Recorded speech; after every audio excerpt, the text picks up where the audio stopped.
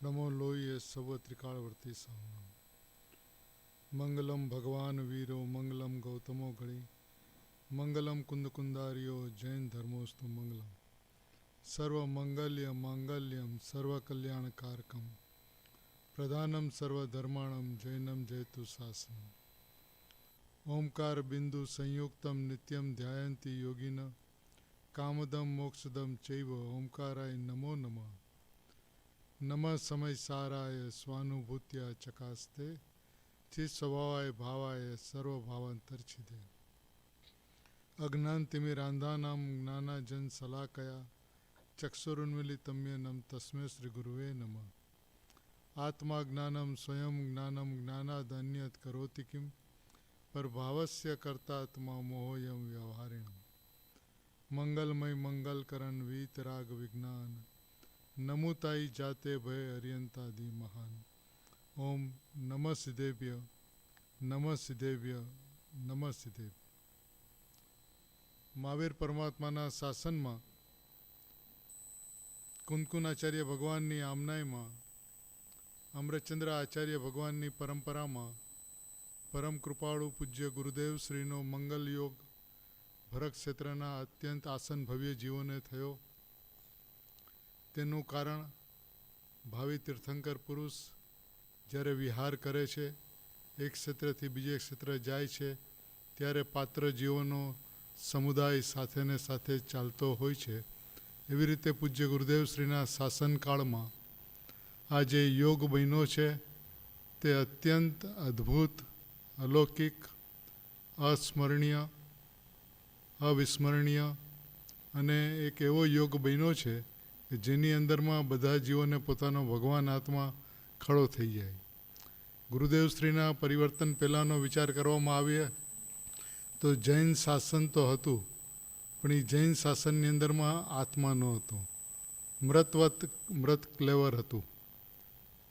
પુણ્યથી ધર્મ અને પાપથી અધર્મ એવી પરિભાષાઓ જ્યાં સુધી ચાલતી હતી એને સમગ્ર રીતે જમીનદોસ્ત કરીને શુદ્ધાત્માની અનુભૂતિ તે ધર્મ અને પાપ પુણ્યના પરિણામથી થતા ફળો તે અધર્મ એવી સ્પષ્ટ વ્યાખ્યા કરીને પાપ અને પુણ્યને એક કોટીમાં રાખીને અને આત્માના અનુભવને ધર્મની કોટીમાં રાખીને પૂજ્ય ગુરુદેવશ્રીએ જે ભેદજ્ઞાન કરાવ્યું છે તે અદ્ભુતમાં અદ્ભુત અને અલૌકિક છે.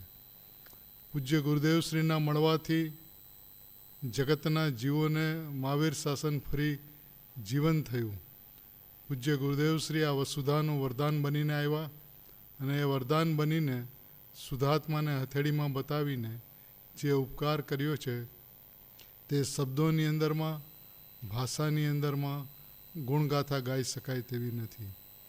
પૂજ્ય ગુરુદેવશ્રીનો અનંતો ઉપકાર માનતા ગુરુદેવશ્રીએ આપણને જે માર્ગ બતાવ્યો છે, જેવી રીતે અત્યારે આપણે 9મી 10મી ગાથાની અંદરમાં નિશ્ચય શ્રુત કેવડી અને વ્યવહાર શ્રુત કેવડીની પરિભાષા સાંભળી.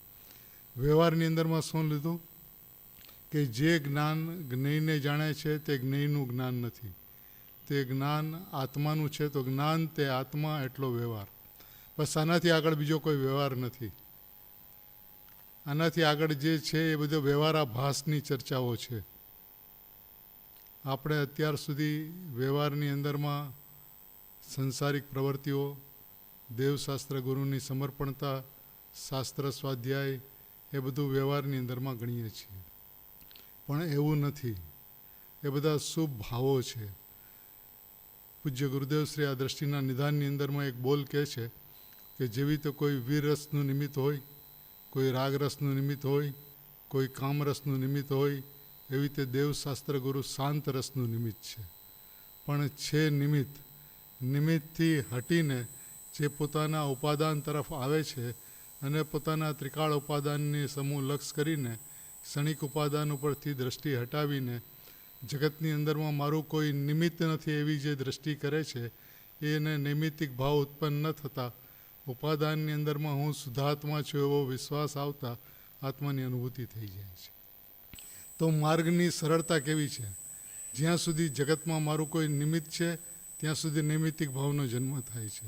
પણ આ વિશ્વની અંદરમાં મારું કોઈ નિમિત્ત જ નથી મારું કોઈ કરતા જ નથી, કોઈનો હું કરતા જ નથી એવી સમજણ કરીને સ્વભાવ ઉપર આવતા સ્વભાવની અનુભૂતિ સહજ માત્રમાં થઈ જાય. ઉપાદાન ઉપર આવે તો પર્યાય ક્ષણિક ઉપાદાન અને દ્રવ્ય ત્રિકાળ ઉપાદાન. ક્ષણિક ઉપાદાન સમજે છે તો એક ક્ષણિક ઉપાદાન એક સમયનું ચક્રવર્તી છે. એ ચક્રવર્તીને કોઈના આધાર નથી, કોઈનું અવલંબન નથી, કોઈના કારણે નથી, પોતે સ્વયં પોતાના સટકારકથી પરિણમી રહી છે. એવી પર્યાયની વ્યવસ્થા સમજાઈ જાય તો પરિણામને દ્રવ્ય તરફ વાળવા છે, પરિણામને સ્વભાવ તરફ લઈ જવો છે, સ્વભાવ સન્મુખ કરવો છે, એવો અભિપ્રાય મટી જાય છે. અને જ્યારે એવો અભિપ્રાય મટી જાય છે ત્યારે દ્રવ્યની દ્રષ્ટિ નિયમથી હોય છે એવો સિદ્ધાંત છે, એવી વ્યવસ્થા છે. કારણ કે જે પરિણામ શુદ્ધાત્માની સમૂહ જોવે છે એ પરિણામ એમ કહે છે કે હું નિષ્ક્રિય ચૈતન્ય માત્ર વસ્તુ છું. એ પરિણામનો જયઘોષ હું નિષ્ક્રિય ચૈતન્ય માત્ર વસ્તુ છે એવો જયઘોષ હોય છે. એટલે પરિણામ પોતાને પરિણામ ભાવે નથી જોતા, પરિણામ પોતાને દ્રવ્ય ભાવે જોવે છે. એ દ્રવ્ય ભાવે જોવું એનું નામ સર્વસમર્પણતા છે. અને એ સર્વસમર્પણતાની અંદરમાં આત્માની અનુભૂતિ સહજ હોય છે. જ્ઞાન તે આત્મા એ વ્યવહાર તો નિશ્ચય શું? તો કે જ્ઞાન પર્યાયની અંદરમાં જ્ઞાન પર્યાયનું જ્ઞાન થાય છે, એ જ્ઞાન પર્યાયનો નિશ્ચય છે. જ્ઞાન તે આત્મા એ ભેદ પડે છે માટે એ વ્યવહાર છે. જ્ઞાન તે આત્મા એટલે જ્ઞાન આત્મામાં નથી. જ્ઞાન પર્યાયની અંદરમાં જ્ઞાન પર્યાયનું જ્ઞાન થાય છે, એ જ્ઞાન પર્યાયનો નિશ્ચય. એટલે પર્યાયનો નિશ્ચય એ છે કે પર્યાયમાં પર્યાયનું જ્ઞાન. એટલે જ્યારે જ્ઞાનની અંદરમાં જ્ઞાયકની અનુભૂતિ હોય છે, અભેદ અનુભૂતિ હોય છે, ત્યારે ભેદ નથી પડતો. ભેદ નથી પડતો એટલે એ જે કાંઈ છે એ આખો આત્મા છે. પણ વાસ્તવિકતાથી જોવામાં આવે તો જ્ઞાનની અંદરમાં જ્ઞાયક આવતો નથી, જ્ઞાયકનું સામર્થ્ય આવે છે. એટલે જ્ઞાન પોતાથી, પોતાની સામર્થ્યથી, પોતાના વૈભવથી, પોતાના પુરુષાર્થથી, પોતાના જ્ઞાયકને રચીને એ જ્ઞાયકનો અનુભવ કરે છે. પણ એમ છતાં ભેદ વિકલ્પ નહીં હોવાને કારણે એ આત્મા છે એમ કહેવામાં આવે છે. આવી અદ્ભુત વાત પૂજ્ય ગુરુદેવશ્રીના પ્રતાપે આપણને સૌને સમજવા મળી. હવે કર્તવ્ય એટલું છે કે ગુરુદેવશ્રી જે માર્ગે લઈ જાય છે એ માર્ગે કેવી રીતે આગળ વધવું. ભાવના બધાની એક જ છે કે આત્માની અનુભૂતિ થાય. આત્માની અનુભૂતિ થાય એના માટેનો માર્ગ એ છે કે અનુભૂતિ સ્વરૂપ ભગવાન આત્મા હું છું. અનુભૂતિ કરવું એ અનુભૂતિનું લક્ષ્ય છે, અને અનુભૂતિના લક્ષ્ય ચૈતન્યનું લક્ષ્ય થઈ શકતું નથી. એ વાત 114 નંબરના બોલમાં પૂજ્ય ગુરુદેવશ્રી ફરમાવે છે દ્રષ્ટિના નિધાનની અંદરમાં. કેમ કે દ્રષ્ટિ એ જ નિધાન છે, દ્રષ્ટિ એ જ સંપત્તિ છે. અને પૂજ્ય ગુરુદેવશ્રીએ આપણને દ્રવ્ય દ્રષ્ટિ આપી છે. એ દ્રવ્ય દ્રષ્ટિની અંદરમાં જો વસ્તુની વ્યવસ્થાને સમજીએ તો એમ કે છે ચૈતન્યના લક્ષ વગર જે કાંઈ કર્યું તે બધું સત્યથી વિપરીત હોય. શેના લક્ષ વિના? ચૈતન્યના લક્ષ વિના જે કાંઈ કર્યું, જે કાંઈની અંદરમાં હું પરમાત્મા છું એવો વિકલ્પ લઈ લ્યો, હું પરમાત્મા છું એવું ચિંતન લઈ લ્યો, ઘોલન લઈ લ્યો. ચૈતન્યના લક્ષ વગર જે કાંઈ પણ કાંઈ કર્યું હોય તે બધું સત્યથી વિપરીત હોય. આપણને એમ થતો હોય છે કે આપણે ચિંતન કરીએ છીએ, મનન કરીએ છીએ, ઘોલન કરીએ છીએ, સ્વાધ્યાય કરીએ છીએ, પણ એ જો ચૈતન્યના લક્ષ વિના જો કરવામાં આવ્યું હોય તો એ બધું સત્યથી વિપરીત છે. માત્ર શુભ ભાવનો ઢગલો છે, એનાથી વિશેષ કાંઈ જ નથી. જેને સંસારથી અનાદિકાળથી ચોટેલો હતો તે સંસારથી છૂટે છે અને દેવશાસ્ત્ર ગુરુને ચોંટે છે. સોગાનીજી સાહેબ એમ કહે છે કે પ્રભુ હવે દેવશાસ્ત્ર ગુરુથી હટી જા અને નિજ શુદ્ધાત્માને ચોંટી જા. તો ચોંટવાનું અહીંયા છે, દ્રષ્ટિ અહીંયા દેવાની છે, લક્ષ્ય શુદ્ધાત્માનું કરવાનું છે. સોગાનીજી સાહેબ તો ત્યાં સુધી કહે છે કે સાચા દેવશાસ્ત્ર ગુરુ સ્વભાવથી અનાયતન છે. સ્વભાવથી જોવામાં આવે તો સાચા વિતરાગી દેવશાસ્ત્ર ગુરુ એ એને અનાયતન કહે છે. જગતની સમજણ છે કે એ આયતન છે, વ્યવહારે એ આયતન છે. સ્વભાવથી જોઈએ, નિશ્ચયથી જોઈએ, વસ્તુ વ્યવસ્થાથી જોઈએ તો એ અનાયતન છે. આવું લાગે છે ક્યારેય? દેવશાસ્ત્ર ગુરુની પાસે આપણે રહીએ છીએ, એના સાનિધ્યની અંદરમાં આત્માની વાત સાંભળીએ છીએ, એનાથી મારું હિત નહીં થાય. હિત તો થશે ચૈતન્યના લક્ષથી. ક્યારે પણ ચૈતન્યના લક્ષથી કોઈ પણ પ્રવૃત્તિ કરવામાં આવે ફળની અપેક્ષા વિના, કારણ કે સમ્યક દર્શન સમ્યક જ્ઞાન છે એ ફળ છે. આજ દિવસ સુધી સમ્યક દર્શન સમ્યક જ્ઞાન માટે કોઈએ મહેનત કરી હોય અને સમ્યક દર્શન થયું હોય એવું અનાદિ અનંતકાળમાં એક પણ કિસ્સો બન્યો નથી, બનતો નથી અને બનવાનો નથી. કે ફળ હંમેશા મફતમાં જ મળતું હોય છે. બીજ રોપવાની અંદરમાં મહેનત હોય, સિંચન હોય, પાણી હોય, ખાદ હોય, પણ એમાં જ્યારે ફળ ફૂલ પાકે છે ત્યારે શું મહેનત કરે છે? તે દર્શન જ્ઞાન ચારિત્ર મોક્ષ માર્ગ અને મોક્ષ એ ફળ છે પ્રભુ. શેનું ફળ છે? કે ચૈતન્યનું લક્ષ્ય કરે, હું શુદ્ધાત્મા છું એવું સમજે, હું શુદ્ધાત્મા છું એવો નિર્ણય કરે, સ્વાનુભવથી નિર્ણય કરે, ભાવશ્રુત જ્ઞાનથી નિર્ણય કરે, સ્વસંવેદન જ્ઞાનથી નિર્ણય કરે. એ શ્રુત કેવડી પરમાર્થી છે. ગુરુદેવશ્રીએ કહેવામાં કાંઈ જ બાકી નથી રાખ્યું. આપણે ભગવાન આત્મા ત્રિકાળ નિરાવરણ વસ્તુ છે અને ચાર ભાવ જે છે ઉદય ઉપસમ સ્વયપસમ અને સાઈક, એ સાવરણ ભાવ છે, કર્મકૃત ભાવ છે, કર્મ સાપેક્ષ ભાવ છે, કર્મના સદભાવની કે કર્મના અભાવની અપેક્ષા રાખવાવાળા ભાવો છે. તે મારી વસ્તુ નથી એવું જેને સમજાય છે એને એક સાહિક ભાવ પરભાવ જણાય છે, પરદ્રવ્ય જણાય છે, પર સ્વભાવ જણાય છે અને ત્યાંથી એની દ્રષ્ટિ હટી જાય છે. ભાવના શું હોવી જોઈએ? તો કે ચૈતન્યના લક્ષ.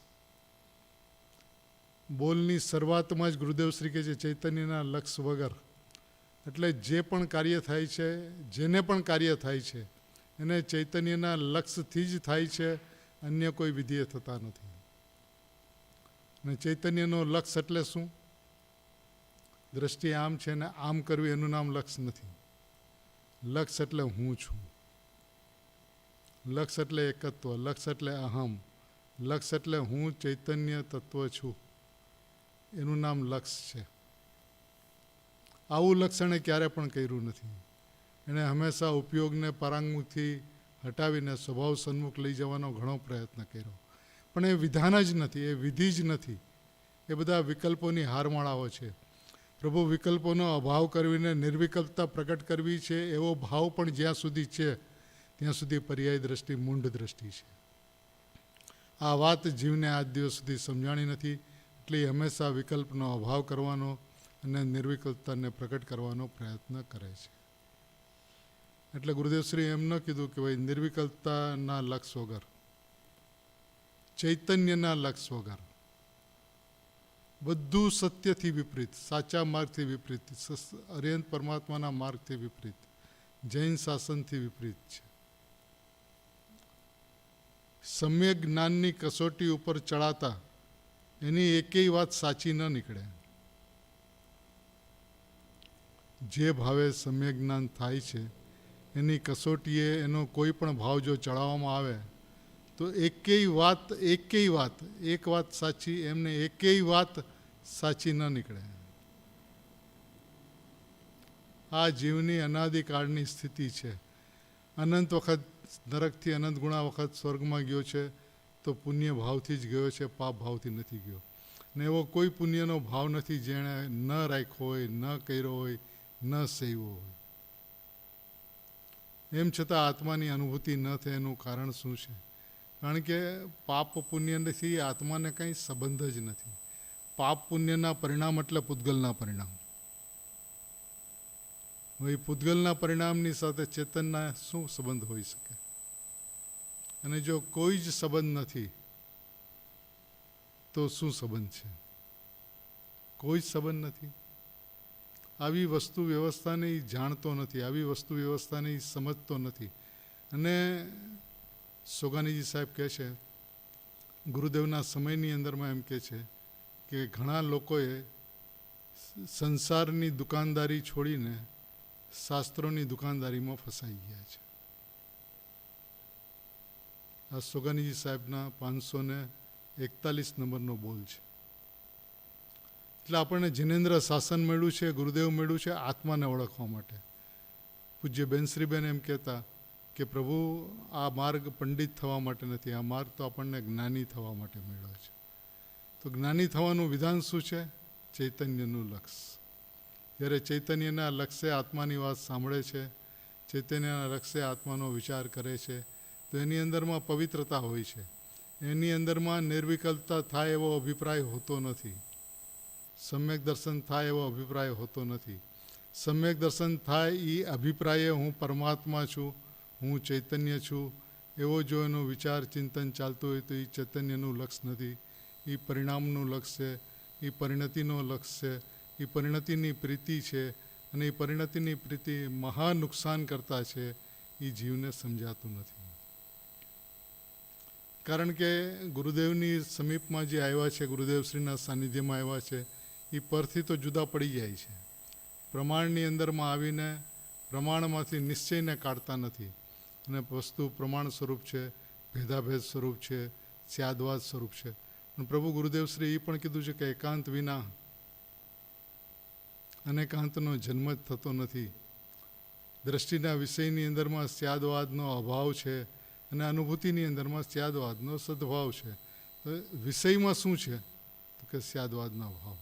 એમાં શું છે? તો કે એકાંત જ્ઞાયક, એકાંત પરિપૂર્ણ પરમાત્મા, એકાંત ચૈતન્ય, તે જ હું છું, હું છું, હું છું એવો અભિપ્રાય જ્યાં સુધી કેળવાતો નથી ત્યાં સુધી એની એકેય વાત સાચી ન નીકળે. સમ્યક જ્ઞાનની કસોટીએ જો ચડાવવામાં આવે તો એની એકેય વાત જો ચૈતન્યના લક્ષ વગર હોય તો એકેય વાત એની સાચી ન નીકળે. આ વાતનો અર્થ જો સમજાતો હોય તો જીવ ચૈતન્યની મુખ્યતાથી, ચૈતન્યની સર્વસમર્પણતાથી, ચૈતન્ય માત્ર હું જ છું એવા વિશ્વાસથી, એવા અહેસાસથી, એવી સમજણથી આગળ વધી શકાય. એને ચૈતન્યનો અહેસાસ નથી કે ચૈતન્ય વસ્તુ એટલે પરિપૂર્ણ વસ્તુ, પરમાત્મા વસ્તુ, એવી એને સમજણ નથી. કારણ કે એક વખત એને એ જો ચૈતન્ય એટલે પરિપૂર્ણ પરમાત્મા એવો જો અહેસાસ હોય તો મારે અનુભવ કરવો છે એ વાત જ ઉત્પન્ન થતી નથી. અનુભવની મૂર્તિ છું, અનુભૂતિ સ્વરૂપ ભગવાન આત્મા, આબાળ ગોપાળ સૌને સદાકાળ જાણવામાં આવી રહ્યો છે. આ વસ્તુની વ્યવસ્થા છે, આ વસ્તુનો સ્વભાવ છે. પ્રભુ એક વખત વસ્તુને તું વસ્તુથી જોતો ખરો પ્રભુ. જ્યાં સુધી વસ્તુને વસ્તુથી જોવામાં નથી આવતો ત્યાં સુધી એકેય વાત સાચી ન નીકળે. માટે જેને આત્મામાં અપૂર્વ ધર્મ કરવો હોય તેણે પોતાની માનેલી પૂર્વની બધી વાતો અક્ષરે અક્ષર ખોટી હતી એમ સમજીને, પોતાની બધી વાતો અક્ષરે અક્ષર, વાક્ય વાક્ય નહીં, અક્ષરે અક્ષર ખોટી હતી એમ સમજીને જ્ઞાનનું આખું વલણ બદલાવી નાખવું પડે. જ્ઞાન તે આત્મા એમ નહીં, જ્ઞાયક તે હું, આત્મા તે હું. મને જ્ઞાન તે આત્મા એવો ભેદ પણ કાઢીને એને વ્યવહાર સમજીને, કારણ કે અહીંયા તો જે નિશ્ચય શ્રુત કેવડી છે એને વ્યવહાર શ્રુત કેવડીની વાત કરી છે. બાકી જે આત્માર્થી છે, મુમુક્ષુ છે, તો જ્ઞાન તે આત્મા એવા ભેદની અંદરમાં પણ રોકાય છે. તો એ ચૈતન્યના લક્ષ વગર છે. વાત સમજવા જેવી છે, વાત લક્ષમાં લેવા જેવી છે, વાત દ્રષ્ટિમાં લેવા જેવી છે. આજ દિવસ સુધી જીવે આ વાત દ્રષ્ટિમાં નથી લીધી, માટે અનાદિકાળથી અનંત વખત દ્રવ્યલિંગી મુનિપણા લેવા છતાં પણ એ આત્મા સુધી પહોંચી નથી શીખ્યો. અક્ષરે અક્ષર ખોટી હતી એમ સમજીને આજ દિવસ સુધી જે મેં પ્રયત્ન કર્યો છે એ શૂન્ય છે. 45 વર્ષથી ગુરુદેવના પરિચય, અને આજ ગુરુદેવને ગયા એને 40-41 વર્ષ, 85 વર્ષ પછી પણ જો આત્માની અનુભૂતિ ન થઈ હોય તો આજ દિવસ સુધી મેં સાંભળ્યું છે એ મોટું મીંડું છે, મોટું રસગુલ્લું છે એવું સમજીને પૂજ્ય બેનશ્રીબેન એમ કહેતા કે ગુરુદેવશ્રીની વાણી સાંભળીને આત્માની અનુભૂતિ ન થઈ હોય તો ગુરુદેવની પાસે જઈને એમ કે પ્રભુ 6 દ્રવ્ય કોને કહેવાય, 7 તત્વ કોને કહેવાય એની મને ખબર નથી. આજ દિવસ સુધી મેં જે આત્માની વાત સાંભળી એ 2 અક્ષરનો શબ્દ આત્મા જે થાય એની વાત સાંભળી હતી. હું આત્મા છું એ દ્રષ્ટિએ આજ દિવસ સુધી મેં આ વાત સાંભળી નથી પ્રભુ. તો આજે હું આપની પાસે હું આત્મા છું એ દ્રષ્ટિએ વાત સાંભળવા આવ્યો છું. અને એ દ્રષ્ટિએ ગુરુદેવને સાંભળે. હું જ્ઞાયક છું એવા ભાવે વસ્તુને સાંભળે. અને ભગવાન આત્મા ન સમજાય એવું 3 કાળમાં બની શકતું નથી. પ્રભુ માર્ગ તો અલૌકિક છે પણ સરળ છે. કારણ કે ધર્મ જે છે એ ધર્મીથી જુદો ન હોય. વસ્તુનો સ્વભાવ તે ધર્મ છે. તો વસ્તુનો સ્વભાવ શું છે? જ્ઞાયક માત્ર વસ્તુ છે. ને હું જ્ઞાયક છું એ ધર્મ છે. ને આ ધર્મ પ્રગટ થવાની અંદરમાં કઠિનાઈ 3 કાળમાં હોઈ શકે નહીં. એને દ્રવ્ય સ્વભાવ પણ સમજવો જોઈએ અને પર્યાય સ્વભાવ પણ સમજવો જોઈએ. અત્યાર સુધી નયોની વિવિક્ષાઓથી, કારણ કે આત્માની અંદરમાં અનંત ગુણ છે. તો એ એક એક ગુણને ગ્રહણ કરનારી અનંત નહીં છે. એક એક નહીં દ્વારા એક એક ગુણને ગ્રહણ કરી શકાય છે. તો શું થાય છે? ગુણથી આત્માને જોવે તો ખંડ ખંડ થઈ જાય છે. આત્માનો નાશ થઈ જાય છે. 270 કળશમાં ગુરુદેવશ્રીના 18મી વખતના પ્રવચનમાં કહે છે કે આત્માનો નાશ થઈ જાય છે. ખંડ ખંડ દ્રષ્ટિથી જોતા આત્માનો નાશ થાય છે. દ્રષ્ટિ એટલે આત્માનો નાશ ખરેખર તો નથી થતો, પણ એની દ્રષ્ટિમાં નાશ થાય છે. એની દ્રષ્ટિની અંદરમાં આત્મા ઉપર લક્ષ જતું નથી. એણે પ્રયત્ન નથી કર્યા એવું નથી, અનંત પ્રયત્ન કર્યા છે, પણ સમ્યક દર્શનની કસોટીએ એક પણ વાત સાચી ઉતરતી નથી. કારણ કે પર્યાયની પ્રીતિપૂર્વક એણે દરેક પ્રવર્તન કર્યું છે. સમ્યક દર્શન થાય માટે હું આત્મા છું એવું ચિંતન કર્યું છે. મોક્ષ માર્ગની અંદરમાં પ્રવેશ થાય માટે એણે જ્ઞાની ધર્માત્માઓને અરિયંત પરમાત્માને સાંભળ્યા છે. પણ એ માર્ગ જ નથી, એ વસ્તુનું વિધાન જ નથી. જ્યાં દેવશાસ્ત્ર ગુરુને અનાયતન કહેવામાં આવતા હોય એવું જ્યાં સુધી એને ન સમજાય ત્યાં સુધી શુદ્ધાત્મા ઉપર દ્રષ્ટિ જતી નથી. એટલે એનો અવિનય કરે એવું ન હોય, એનો પૂરેપૂરો વિનય હોય, પણ એનાથી મારું હિત થશે એવી સમજણ ન હોય.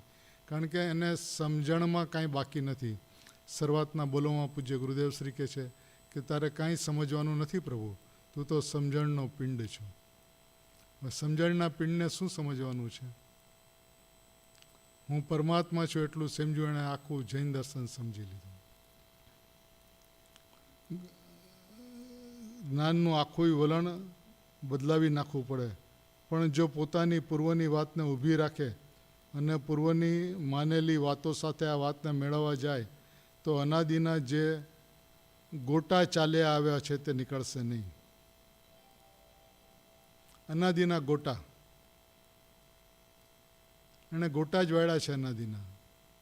જ્યારે જ્યારે આ દર્શન મળ્યું, તીર્થંકર પરમાત્માની વાણી મળી, ત્યારે એણે ગોટા જ વાળ્યા છે. એણે પોતાના પક્ષ અનુસાર વસ્તુને પકડી લીધી.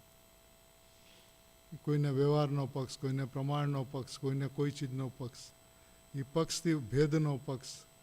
એ પક્ષથી વાત સાંભળીને નીકળી જાય કે ભગવાને આમ કીધું. પણ ભગવાને અભેદ આત્મા બતાવ્યો એ ક્યાં ગયો પ્રભુ? એના અનાદિના ગોટા નીકળતા જ નથી. શુદ્ધ અંતર તત્વની અંદરમાં લાલચંદભાઈ એમ કહે છે કે પ્રભુ જીવને અનાદિકાળથી શાસ્ત્રોનો અભ્યાસ ઘણો છે. ને શાસ્ત્રના અભ્યાસને કારણે એની અંદરમાં જેટલો સયોપસમની અંદરમાં ધારણામાં બધો કચરો સંગ્રહી રાખ્યો છે. કચરા શબ્દનો પ્રયોગ છે 50મી ગાથાના પ્રવચન ઉપર. કારણ કે એ મૂળ વાતને ગ્રહણ જ નથી કરતો. એ જ વાતને ગ્રહણ કરે છે જેનો એને પક્ષ છે. વ્યવહારનો પક્ષ છે તો વ્યવહારને ગ્રહણ કરે છે, ભેદનો પક્ષ છે તો ભેદને ગ્રહણ કરે છે. જ્ઞાન તે આત્મા, અમે રાગ તે આત્મા એમ તો નથી માનતા ને, અમે તો જ્ઞાન તે આત્મા માનીએ છીએ. વસ્તુ પ્રમાણ સ્વરૂપ છે તો વાત સાચી છે, પ્રમાણથી સાચી છે. નિશ્ચયથી શું છે? સમ્યક જ્ઞાનની કસોટીએ એક પણ વાત સાચી ઉતરતી નથી. આ વાત એને ચોંટ મારવી જોઈએ કે પ્રભુ મેં અનાદિકાળથી શું કર્યું? ભગવાન આત્માની વાત મેં સાંભળી જ નહીં, સમજી જ નહીં. ગુરુદેવ મને આજ દિવસ સુધી ન સમજાણ. હું તો એમ સમજું છું કે બધું મને સમજાય છે. પ્રભુજીને બધું સમજાય છે ને કાંઈ જ નથી સમજાતું. કૃપાળુદેવ કહે છે ને જ્યારે હું કાંઈ જાણતો ન હતો ત્યારે મને એમ થતું હતું કે હું બધું જાણું છું. જ્યારે ખરેખર આત્માને જાણ્યો ત્યારે એમ થાય છે કે મેં કાંઈ જ નથી જાણ્યું. વસ્તુને જાણવાનું વિધાન અપૂર્વ છે પ્રભુ. એણે એક પણ વાત વસ્તુના સ્વભાવથી સાંભળી નથી. પર્યાયને પણ પર્યાયના સ્વભાવથી જો સાંભળી લે તો પર્યાયનો પક્ષ મટી જાય, પર્યાયની દ્રષ્ટિ મટી જાય, પર્યાયનું લક્ષ મટી જાય, પર્યાયની ક્રમબદ્ધતા સમજાઈ જાય, પર્યાયની ક્રમ નિયમિતતા સમજાઈ જાય. વ્યવસ્થા એવી છે કે જગત એમ કહે છે કે જેવો કર્મનો ઉદય હોય એવો ભોગવવો પડે, પણ એ વ્યવસ્થા જ નથી. સૌથી પહેલી વાત તો કર્મ જળ દ્રવ્ય, એને કારણે ચેતનને કાંઈ ભોગવવું પડે એ વાત 3 કાળમાં ખોટી છે, પહેલી વાત. બીજી વાત, આત્માથી વિચારવામાં આવે તો પર્યાય અનાદિ અનંત ક્રમબદ્ધ છે. કર્મનો ઉદય તો હજારો વર્ષ, લાખો વર્ષ, કરોડા-કરોડી વર્ષનો, પણ પર્યાયની વ્યવસ્થા અનાદિ અનંત નિશ્ચિત. જેવી એની પર્યાય થવાની છે એવું એને નિમિત્ત મળે છે, એની અંદરમાં એકાકાર થાય છે અને એના ભાવોનું નિમિત્ત પામીને કર્મ બંધાય છે. તો એવી જેની જેવી યોગ્યતા છે એ પ્રમાણે કર્મ બંધાય છે. કર્મને કારણે એને પરિણામ ઉદયમાં આવે છે એવું નથી. આ જૈન દર્શનની મૌલિકતા, આ જૈન દર્શનની અલૌકિકતા એક વખત સમજાઈ જાય તો પરિણામની કર્તા બુદ્ધિ મટી જાય, પરિણામની દ્રષ્ટિ મટી જાય, પરિણામનું એકત્વ મટી જાય, પરિણામમાં ફેરફાર કરવાનો અભિપ્રાય મટી જાય. કારણ કે આજ ગુરુદેવના સંતાનોને ક્રમબદ્ધ પર્યાયનો વિશ્વાસ ન હોય એવું કોઈ કાળે બની શકે નહીં. અને ક્રમબદ્ધ જો સમજાય છે તો પર્યાય ઉપર તારી દ્રષ્ટિ શા માટે રહે છે પ્રભુ? નિર્વિકલ્પતા થાય એ વાત તું દ્રષ્ટિમાંથી નીકાળે છે. અને આખું મુમુક્ષુ જગત સમ્યક દર્શન મોક્ષ માર્ગની પાછળ પીડ્યું છે, પણ મોક્ષ સ્વરૂપી પરમાત્મા હું છું એ વાતને ભૂલ્યું છે. એટલે કૃપાળુદેવે કીધું મોક્ષ થતો નથી પણ મોક્ષ સમજાય છે. ક્યાં સિદ્ધશિલામાં મોક્ષ છે, ને તો અનંત નિગોદના જીવો પણ છે. પ્રભુ મોક્ષ અહીંયા છે. જ્યારે મોક્ષ સ્વરૂપી પરમાત્મા તત્વને ઓળખે છે, સમજે છે, એની ઉપર દ્રષ્ટિ જાય છે તો નિયમથી અનુભૂતિ હોય છે. આજે પણ ગુરુદેવ શ્રી કીધું કે શુદ્ધાત્માનું લક્ષ, એનું નામ સમ્યક દર્શન, સમ્યક જ્ઞાન. તો આ સહેલી વ્યવસ્થા છે. સમ્યક દર્શન, સમ્યક જ્ઞાન પ્રગટ કરવાની વ્યવસ્થા નથી. વસ્તુને ચૈતન્યનું લક્ષ, એનું નામ સમ્યક દર્શન, સમ્યક જ્ઞાન છે. ચૈતન્યના લક્ષ વગર જે કાંઈ કર્યું બધું સત્યથી વિપરીત છે. બધુંમાં શું બાકી રહ્યું? એકેય વાત સાચી ન નીકળે, એમાં શું બાકી રહ્યું? એકેય વાત, એક વાત, પ્રભુ અમારો અભિપ્રાય તો મોક્ષ માર્ગમાં ગમે, એ વાત તારી સાચી નથી. સમ્યક જ્ઞાનની કસોટીએ ચડાવે છે તો એ વાત સાચી નથી. સમ્યક જ્ઞાનની કસોટી એ જ વાત સાચી છે જે ચૈતન્યના લક્ષપૂર્વક હોય છે. જ્યારે ચૈતન્યના લક્ષપૂર્વક વસ્તુને જોવામાં આવે છે તો આત્માની અનુભૂતિ નિયમથી હોય ને હોય એવું સરળ, સહજ, સ્વાભાવિક વિધાન છે. હવે આ અઘરું કેવી રીતે હોઈ શકે? જે પોતાનો સ્વભાવ છે એ અઘરો કેવી રીતે હોઈ શકે? હું જ્ઞાયક, હવે જ્ઞાયક હું સ્વયં પોતે છું, તો હવે જ્ઞાયકને જ્ઞાયક સમૂહ જોવા માટે જ્ઞાયકને કેટલી મહેનત કરવી પડે છે જ નહીં એવું પ્રભુ. તું વસ્તુને વસ્તુના સ્વભાવથી નથી જોતો માટે અઘરું લાગે છે. વસ્તુને જોવાનું છે, વ્યવસ્થાને નહીં. વ્યવસ્થાને જાણવાની છે, સમજવાની છે, ભૂલવાની છે અને વસ્તુની સમૂહ જોવાનું છે.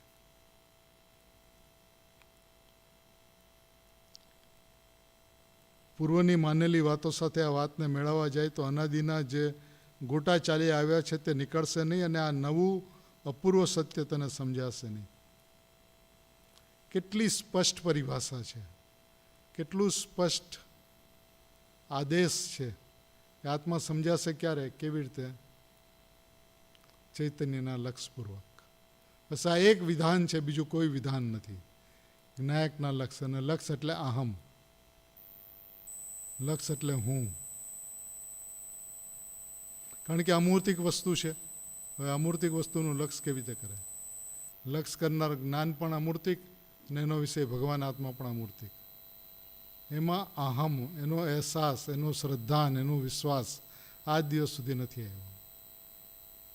માટે સમ્યક દર્શન નથી થયું. તમે જોઈ લ્યો જ્ઞાની ધર્માત્માને, શ્રીમદ રાજચંદ્રજીથી લઈને ગુરુદેવ, બેનશ્રી, બેન સોગાનીજી, સત્ય મળ્યું અને આત્માની અનુભૂતિ થઈ ગઈ. કેટલો સમય લાગ્યો? પૂજ્ય બેનશ્રીને 17 વર્ષ, ગુરુદેવને 33 વર્ષ, બેનને 21 વર્ષ, સોગાનીજીને મળ્યું અને એક પ્રવચન. તો એ સહેલું ને સરળ છે માટે તત્કાળ થયું કે અઘરું છે માટે તત્કાળ થયું? પોતે પુરુષાર્થની મૂર્તિ છે એ અનંતો પુરુષાર્થ છે. પુરુષાર્થ કરવો એ નબળાઈ છે, એ નપુસકતા છે. હું પુરુષાર્થની મૂર્તિ છું એ અનંતો પુરુષાર્થ છે પ્રભુ. વસ્તુને વસ્તુના સ્વભાવથી જોવાની ટેવ પાડવી પડશે. જ્યાં સુધી વસ્તુને વસ્તુના સ્વભાવથી જોવાની ટેવ નહીં પડે ને ત્યાં સુધી ભેદ જ્ઞાનની ધારા જ નહીં ઉપડે. વિકલ્પની અંદરમાં પણ સાચો માર્ગ નહીં ખુલે. અને એ વિકલ્પ તો છે એ શું છે? પુણ્યના થોથા છે, પૂતગલના પરિણામો છે, એનાથી વિશેષ કાંઈ નથી. જીવને એમ લાગે છે અમે 8 કલાક સ્વાધ્યાય કરીએ છીએ, ચિંતન કરીએ છીએ. પ્રભુ દ્રવ્યલિંગી મુનિપણામાં તે 24 કલાક આ કાર્ય કર્યું. અસંખ્ય અબજો વર્ષ સુધી કર્યું ચોથા કાળમાં. તો પણ આત્માની પ્રાપ્તિ ન થઈ. કારણ કે અભિપ્રાયની અંદરમાં, એટીટ્યુડની અંદરમાં, ઇન્ટેન્શનની અંદરમાં સમ્યક દર્શન હતું. પરિણામનો રસ હતો, પરિણતિનો રસ હતો, પર્યાયની પ્રીતિ હતી. પર્યાય પ્રત્યેનો દ્વેષ નહીં, ભગવાન આત્મા પ્રત્યેનો રાગ નહીં. પર્યાયની વ્યવસ્થાને સમજીને પર્યાય ઉપરથી દ્રષ્ટિ હટાવવાની છે. બસ એ પર્યાય પરદ્રવ્ય છે. જગતની અંદરમાં 6 દ્રવ્ય પરદ્રવ્ય છે, તેની ઉપર દ્વેષ આવે છે?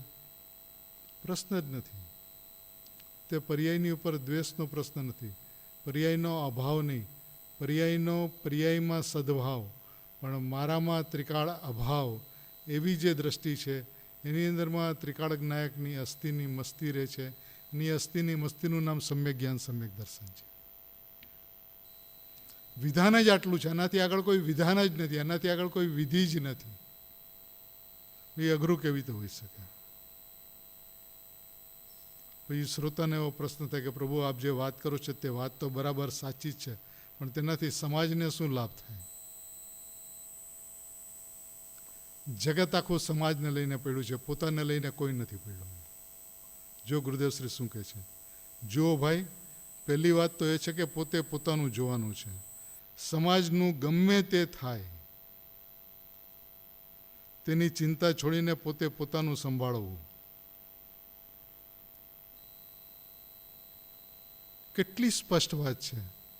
આપણે ગુરુદેવશ્રી જ્યારે ગુરુદેવશ્રીને સ્ટાર ઓફ ઇન્ડિયાથી સ્વાધ્યાય મંદિરની જગ્યા લીધી અને દેખાડી તો ગુરુદેવશ્રીએ શું કીધું?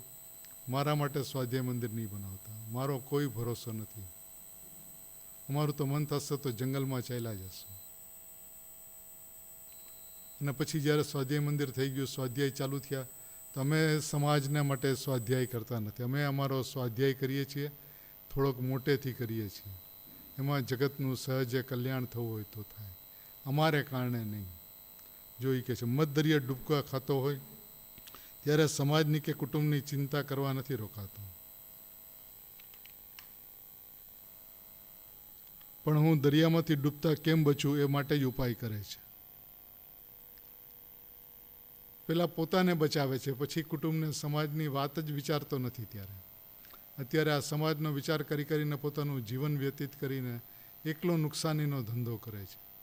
મારે કોઈને સંભળાવો. સોગાનીજી સાહેબ કહે છે સુનના ઓર સુનાના દોનોય પાગલપન હે. એ ભાવ એને રહેવું જોઈએ કે મને સાંભળવું શું અને સંભળાવવું શું, બંને પાગલપન છે. એવું એને કોઈ દિવસ નથી લાગતું. તેમ સંસાર સમુદ્રમાં રખડતા માંડ મનુષ્ય ભાવ મળ્યો છે, ત્યારે મારા આત્માનું હિત કેમ થાય? મારો આત્મા સંસાર ભ્રમણથી કેમ છૂટે? એ જ જોવાનું છે. પારકી ચિંતામાં રોકાય તો આત્મહિત ચૂકાઈ જાય છે. પ્રભુ તારું ઘર સંભાળીને બેસી જા, કારણ કે આત્માની અનુભૂતિમાં તારી વારે વાર છે. એની અંદરમાં કઠિનતા, મુશ્કેલ, દુષ્કર કાંઈ જ છે નહીં. આ વાત તો પોતાનું હિત કરવાની છે. દરેક જીવ સ્વતંત્ર છે, તેથી સમાજના બીજા જીવોનું હિત થાય તો જ પોતાનું હિત થઈ શકે એવું પરાધીનપણું નથી. માટે હે જીવ, તું તારા હિતનો ઉપાય કર. માર્ગ પ્રભુ બહુ ચોખ્ખો છે એકદમ. કોઈના માટે નહીં, હું બસ મારું કરું. કોઈની પાછળ વળીને જોવા જેવું નથી. પોતાનું કરી કૃપાળુદેવ કહે છે ને, આ વિશ્વની અંદરમાં ફરતા ક્યાંય રત્ન મળી જાય તો આંટીમાં બાંધી લેજે ને એકલો બેસીને નિહાળા કરજે. કોઈને દેખાડવા નહીં જતો કે મારી પાસે રત્ન છે, તો લૂંટાઈ જશે. પ્રભુ માર્ગની પવિત્રતા એટલી અદ્ભુત છે, એટલી અલૌકિક છે, જેની શબ્દોની અંદરમાં, ભાષાની અંદરમાં વર્ણન કરવું મુશ્કેલ છે. જેને સાચી શ્રદ્ધા પ્રગટે તેનું આખું અંતર ફરી જાય. કોઈની પરવા નથી. કોઈ જગત શું કહેશે.